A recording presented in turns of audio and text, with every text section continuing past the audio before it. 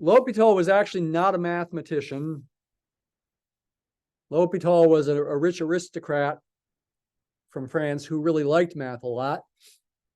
And essentially, L'Hopital paid a mathematician to write him a book that he got to put his name on and said, I'm the author of this book, when he really wasn't the author. But he did sponsor the author. He did pay the author so the author could feed his family. Anyway, what's L'Hopital's rule? L'Hopital's rule is about calculating limits. Oh, we're going back to chapter 1. In fact, let's start with the chapter 1 problem. What's the limit as x goes to 4, say, of, let's make it x minus 4 times x plus 2 over x plus 1 times x minus 4. Okay, I wrote this rational function where the polynomials in the numerator and denominator are already factored. I could have written it without them being factored. I could have written it as find the limit as x goes to 4 of x squared minus 2x minus 8 over x squared minus 3x minus 4. That's the exact same function. When you've got it factored, the quickest way to solve for this limit, if it's factored, is to cancel any common factors. And that's especially important in this example because if you plug in 4, you'd be dividing by 0 without cancellation. I don't know if you remember, but remember with limits, if I'm letting x approach 4, I'm thinking about the value of this quantity when x is arbitrarily close to 4 without actually equaling 4. And so it doesn't matter that I've canceled the x minus 4s. If the limit exists, it will be the same value. And fortunately, this function now is a continuous function at x equals 4. It's not at x equals -1, but it is at x equals 4. And therefore, by continuity, I can solve for this limit by substituting 4. And I get 6/5 or 1.2 as the value of the limit. Okay, so if, again, you got a rational function like this where the top and the bottom are already factored, and if it's necessary to cancel, as it is here, to go ahead and plug in 4, then do that cancellation, then plug in 4. Again, this equality is valid because these functions are really exactly the same except when x equals 4. This one's continuous at x equals 4. This one's not. It's got a hole in its graph, a point missing. But what's the y coordinate of that missing point? This limit being 1.2 says the y coordinate of the missing point is really 1.2. L'Hopital's rule is another way to calculate this exact same limit, except it's better to think about it this way instead. I'll rewrite that down here.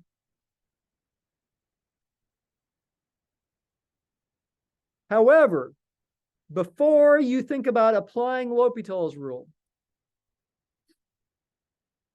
you absolutely must, if you don't want to get the wrong answer, you must check that L'Hopital's rule can be applied. It cannot always be applied. Only very special circumstances does it apply, although those special circumstances turn out to be very important circumstances that L'Hopital's rule is useful for. How do you check if L'Hopital's rule can be applied? We need to check if this limit is what's called an indeterminate form. What's that? It's either 0 over 0 or infinity over infinity or something else. Yeah, there are other options as well. What do I mean by that? I mean, as x goes to 4, do both the top and the bottom go to 0, or do they both go to infinity? In this case, they both go to 0. 4 squared is 16, minus 2 times 4, 16 minus 8 is 8, minus 8 is 0. On the bottom, 4 squared is 16, minus 3 times 4 is minus 12. 16 minus 12 is 4, minus 4 is 0. Both the top and the bottom are going to 0 as x goes to 4. This is a 0 over 0 indeterminate form. Not indeterminate. Determinants are about matrices. Indeterminate, N-A-T-E at the end. What in the world does that mean? It means unless you use some special technique, it's hard to know what the limit's going to be. That's essentially what it means. It does not mean I'm dividing by 0. It does not mean I'm doing 0 divided by 0. I am not doing that. 0 divided by 0 is undefined. You might think it should be 0, but no, it's undefined. Dividing by 0 is undefined. You can't do it. But that doesn't stop me from writing this for fun. No, not really for fun, but just to emphasize that it's an indeterminate form. It doesn't mean I'm calculating 0 over 0. Once I've checked that it's an indeterminate form, then I am allowed to use L'Hopital's rule. And what does L'Hopital's rule say? It says, when you've got a fraction like this, create a new fraction where the numerator of the new fraction is the derivative of the old numerator and the denominator is the derivative of the old denominator. Use derivatives. Application of derivatives. This is not the quotient rule. I am not taking the derivative of this quotient. I am taking the derivative of the top and the bottom individually and creating a new fraction. Don't ever think this is the quotient rule. Okay? You'll remember that till you're 80, right? Because I emphasize that so much. I'm taking the derivative of the top, 2x minus 2, and the derivative of the bottom, 2x minus 3. I did not use the quotient rule there. L'Hopital's rule says if you do this, and if this limit exists, then this limit will exist and they'll be equal. That's what L'Hopital's rule says. Now, that actually doesn't guarantee that this limit will exist. Not a guarantee of it. It says if it does exist, then these two limits will be equal. Will it exist? Well, we already know it exists. Is this a continuous function at x equals 4? Yes, it is. I can now evaluate by substitution. Do not use L'Hopital's rule again. This is not a 0 over 0. What is it? It's a 8 minus 2, 6 over 8 minus 3, 5. Same answer, done. Don't use L'Hopital's rule again in this problem. There are some problems, though, where you do have to use it more than once. Not here, though. This is not an indeterminate form. It's a continuous function at x equals 4. Go ahead and substitute. Okay, well, you might wonder, do we really need L'Hopital's rule if we can do it this way? Yeah, there are good reasons for it. I'm going to get there, not quite yet, though. Let's do a different limit with the exact same function, actually. X squared minus 2x minus 8 over x squared minus 3x minus 4. If I let x approach some other number, besides 4 and besides negative 1, by the way, if x were approaching negative 1, there is no x plus 1 on the top to cancel with the x plus 1 on the bottom. There's a vertical asymptote at negative 1, not a missing point. The limit would not exist as x approaches negative 1. If I pick something besides 4 or negative 1 here, it would not be an indeterminate form, but it would be continuous, and I could evaluate by substitution. Do not use L'Hopital's rule, because it would not be an indeterminate form. If you try using L'Hopital's rule when it's not an indeterminate form, you'll get the wrong answer. Simple example. Limit as x goes to 4 of, how about x plus 5 over x minus 9? What's the limit of that as x goes to 4? It's continuous at 4. The answer is 4 plus 5 is 9 over 4 minus 5 is negative 5. Negative 1.8 is the limit. If you tried using L'Hopital's rule here, you'd get the wrong answer. Because the derivative of the top here is 1, the derivative of the bottom is 1. 1 over 1 is 1. You'd think the answer is 1 if you use L'Hopital's rule, but that's wrong. Don't use L'Hopital's rule when it's not applicable, when you're not allowed to use it. On the exam, I may put a problem on there where you really shouldn't use L'Hopital's rule. And you might think, oh, it's on exam too, I better use L'Hopital's rule. You need to check that it applies. And if it doesn't apply, don't use it. But is there some other thing I could let X approach here and still apply L'Hopital's rule? Yeah, infinity. Huh? We've talked about limits at infinity before. What you're really trying to find is a horizontal asymptote, right? A y value that the function's approaching as x gets arbitrarily large. As x goes to infinity, what happens? Intuitively, as x gets large, the x squared terms dominate.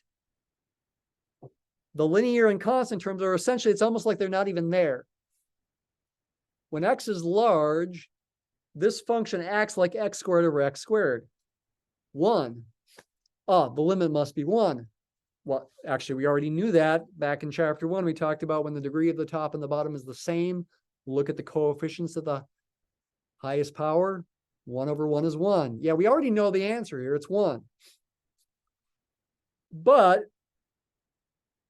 if we wanted to prove that rigorously, we should either do what we did back in chapter 1, where you did a trick of multiplying the top and the bottom by 1 over x squared, and then use properties of limits, and it was a real big pain.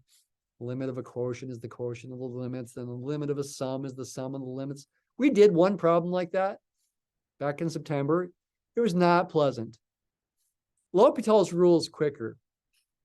This is an infinity over infinity indeterminate form.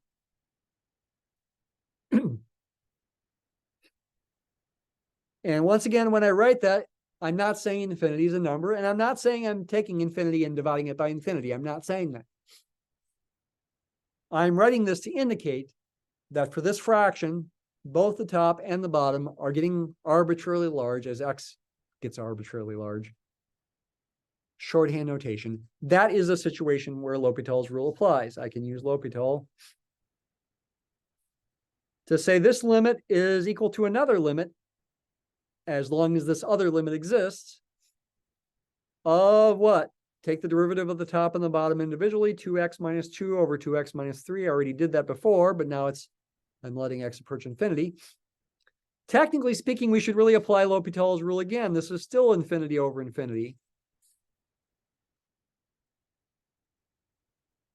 Take the derivative of the top and the bottom, get 2 over 2, answer is 1. Done.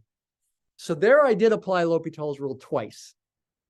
But it was more pleasant than doing the limit of a quotient is the quotient of the limits and then blah, blah, blah, blah, blah. I did that in about a minute. Doing it the other way and showing every step and writing it all out takes like 5 minutes. This is quicker.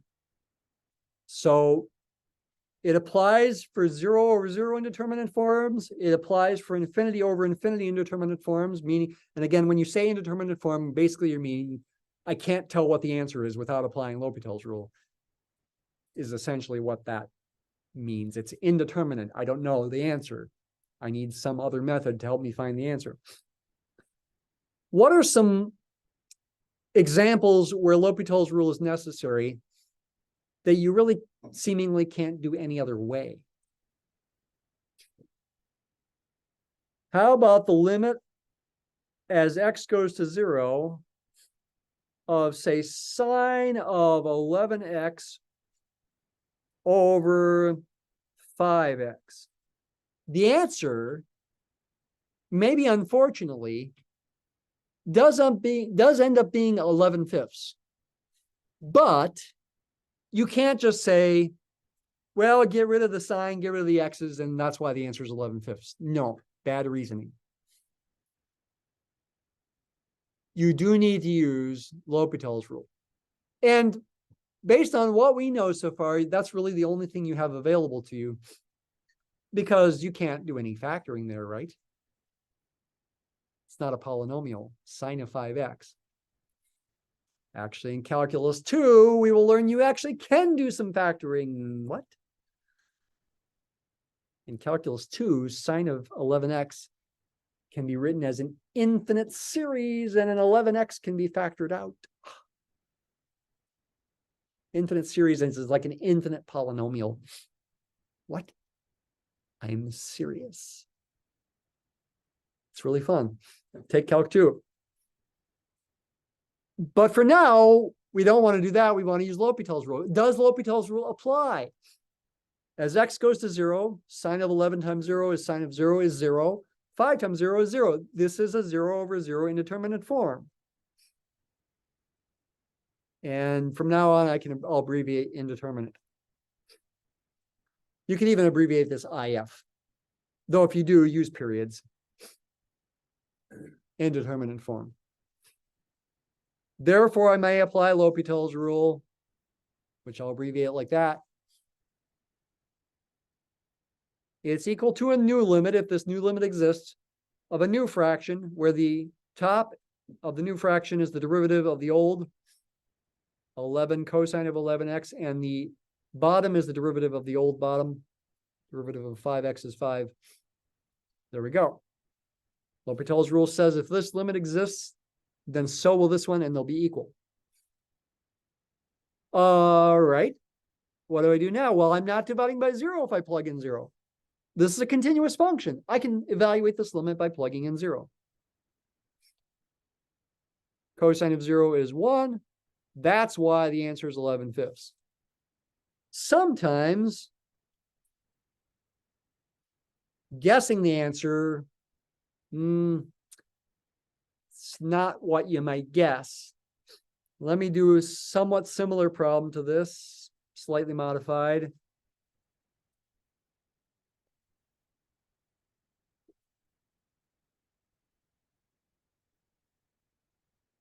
What's the limit as x goes to 0 of 1 minus cosine of 11x, all divided by 5x squared? Is the answer 11/5 here? Don't rush to conclusions. It might be, it might not be. And why did I do 1 minus?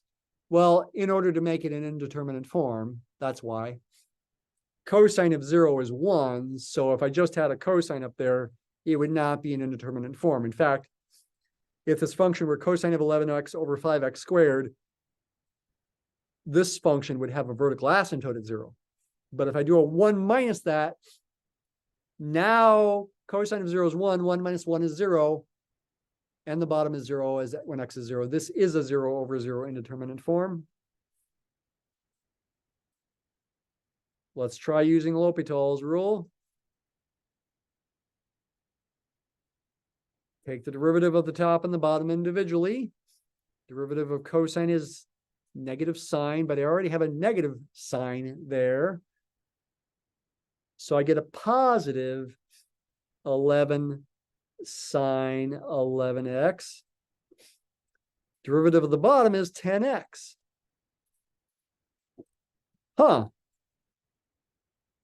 We applied L'Hopital's rule and we got something somewhat similar to this. So is the answer going to be 11/10 or maybe 11 squared over 10?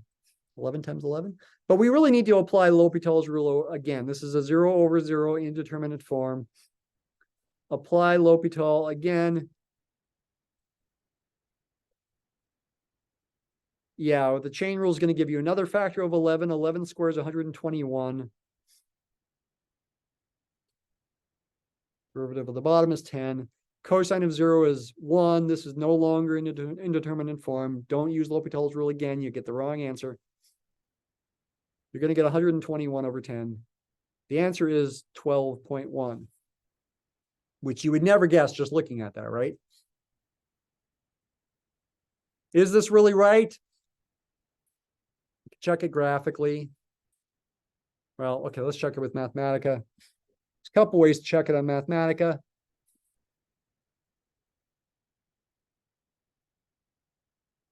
Let's plot the function. Well, or yeah, we could plot it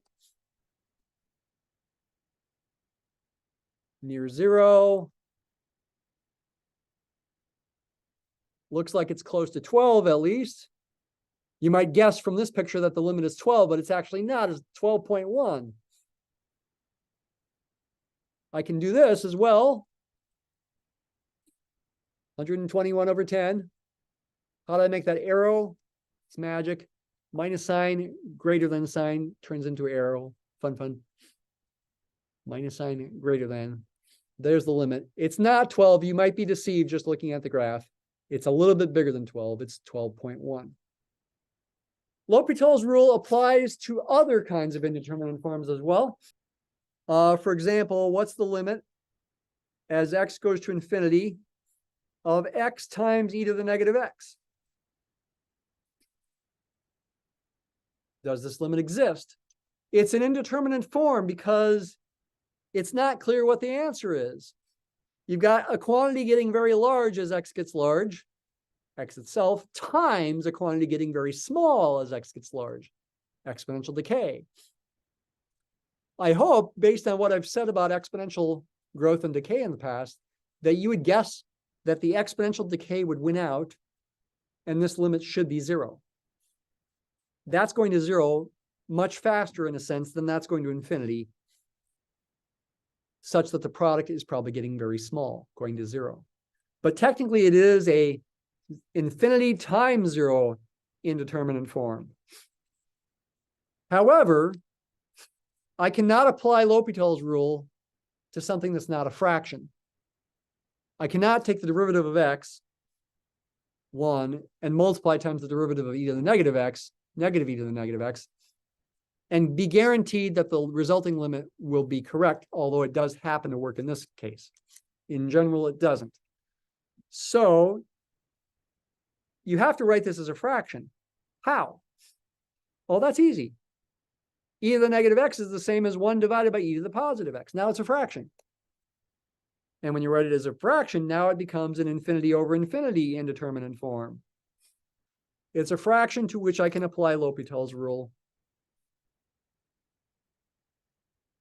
Take the derivative of the top, get 1. The derivative of the bottom, get e to the x. This is no longer infinity over infinity. You might say it's 1 over infinity. And 1 over infinity is not an indeterminate form. This limit is 0. That doesn't mean 1 divided by infinity is 0, because infinity is not a number for us. What it means is I take 1 and I divide it by something getting really, really large. The resulting fraction's going to 0. That's what it means. I did not apply L'Hopital's rule again there, though you might argue it'd still give you the right answer if you did. That's just by chance. Okay? This does mean, this is one way of verifying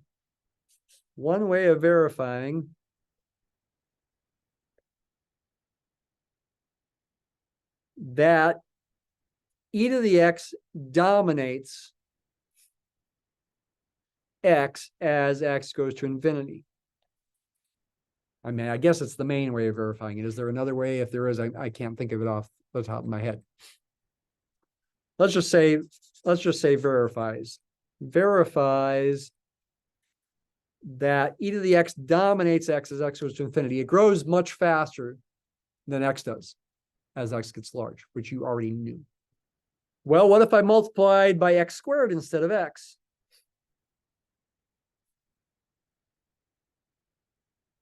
The answer should still be 0. Doesn't matter that x squared goes faster than x. E to the x still grows much faster. I'm applying L'Hopital's rule once, and then I'm going to apply it again. And the answer is 0. That's L'Hopital. That's L'Hopital. This is infinity over infinity. This is infinity over infinity. This is not infinity over infinity. Yes, these functions have graphs that have the positive x-axis in this case as a horizontal asymptote. The graph of this one, I believe, is going to look about like this, for example. It actually doesn't have the negative x-axis as a horizontal asymptote, though this example did. If you let x go to minus infinity in the rational function example, you could also apply L'Hopital's rule there, You can apply it even when the infinity is a minus infinity. You can still call it infinity over infinity. You don't have to call it minus infinity over minus infinity. It's not the case here because you have even functions, but no, they're not even. I meant to say even degree polynomials on the top and the bottom. So it's still going to be infinity over infinity in either case, but you can let x go to minus infinity here and you still get the same answer. With this one, you let x go to minus infinity. If you wrote it like that, you'd have infinity over 0, which is not indeterminate. It's going to infinity. The graph goes up forever and ever as x goes to minus infinity there. There's only a one-way horizontal asymptote here. You might wonder then, well, I mean, what if I had x to the millionth power there instead of x squared? You could apply L'Hopital's rule 1,000,000 times and still show that e to the x dominates x to the millionth power. If it were x to the Google power, a 1 followed by 100 zeros, you could apply L'Hopital's rule a Google times and show e to the x still dominates x to the Google as x goes to infinity. Doesn't matter how big the power of x is. Now, nobody's literally going to apply L'Hopital's rule a Google times, but you could imagine doing so. And the imagining, you might say, is enough of a proof. X to the x power, that does grow faster than e to the x, the e to the minus x goes to 0, or x to the x over e to the x. X to the x does win out, but that's a different kind of function. Though, I guess that's good you brought that up. Let's consider an example with x to the x. What's the limit as x goes to 0 from the right of x to the x? Why from the right? Because going from the left is problematic. Let's just consider positive powers here. And positive bases. This is really a 0 to the 0 indeterminate form. Wait, isn't any number to the 0 power equal to 1? No. 0 to the 0 power is undefined. Any other number to the 0 power equals 1. Why is it undefined? Because it's not clear what this limit is going to be. And in fact, if I modify these functions to still make the bottom go to 0, the base go to 0, and the exponent go to 0, it's possible to get different limits depending on which functions I use. That's not a fraction. How can I use L'Hopital's rule? You use a trick.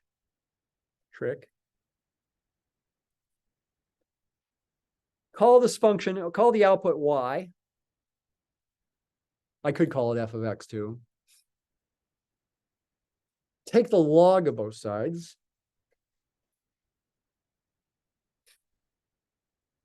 And use a property of logs that you can bring this x down in front like this.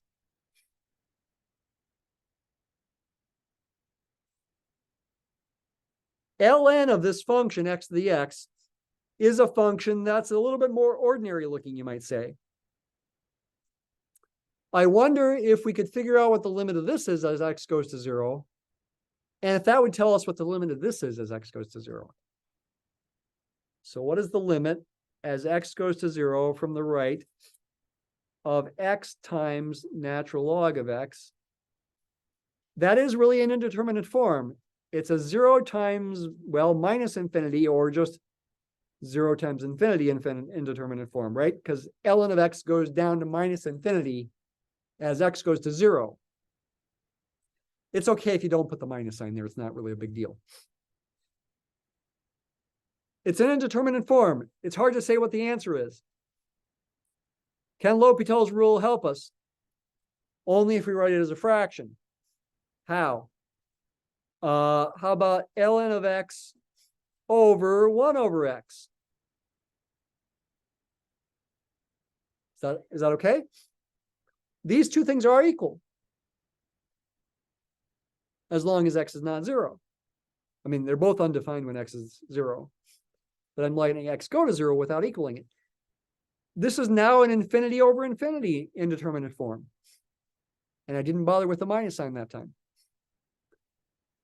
Use L'Hopital's rule. Take the derivative of the top is 1 over x. What's the derivative of the bottom? The bottom is the same as x to the negative 1. Its derivative is negative 1 x to the negative 2. Negative 1 over x squared. Now you look at this and you say, wait a minute, this is not helping. It's still infinity over infinity, isn't it? Or infinity over minus infinity. It's still an indeterminate form. And if I kept taking derivatives, wouldn't it get even worse? The answer is you don't need to use L'Hopital's rule anymore because you can simplify this using the fact that when you divide by a fraction, it's the same as multiplying times the reciprocal. And this is all valid as long as x is not 0. I am letting x approach 0 from the right. It simplifies to just negative x. And that limit is clearly 0.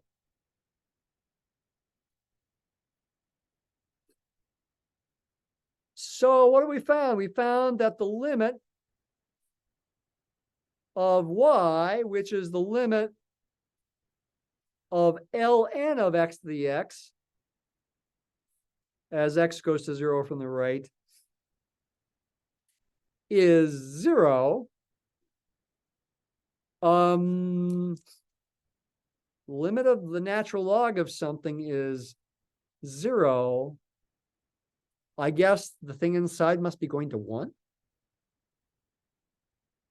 Because natural log of 1 is 0. Is that valid? Therefore, limit as x goes to 0 from the right of x to the x is 1. Since natural log of 1 is 0, or maybe we could exponentiate to get rid of the log, and we could also say x to the x equals e to the ln of x to the x. And that's going to e to the 0, which is 1. That might be another reason to say why. I'm not really being rigorous here, but it should seem reasonable that the answer is going to be 1. And then we can just check it. So in this case, 0 to the 0 is 1. But in general, it's not necessarily going to give you an answer of 1. We could plot the function, plot x to the x near 0. Looks like it's going to 1. Can I use limit x to the x as x goes to 1 or 0, excuse me, 1. It looks like it's right. It is right. We're about out of time. I would strongly suggest you watch at least one part of the problem solving video where I do an example where the answer ends up being E for the limit. And it's related to compound interest in the example that I talk about. So in the problem solving video about L'Hopital's rule, look for an example. You could scroll through, look for an example where the answer ends up being E. Okay, there are other kinds of indeterminate forms I haven't had time for.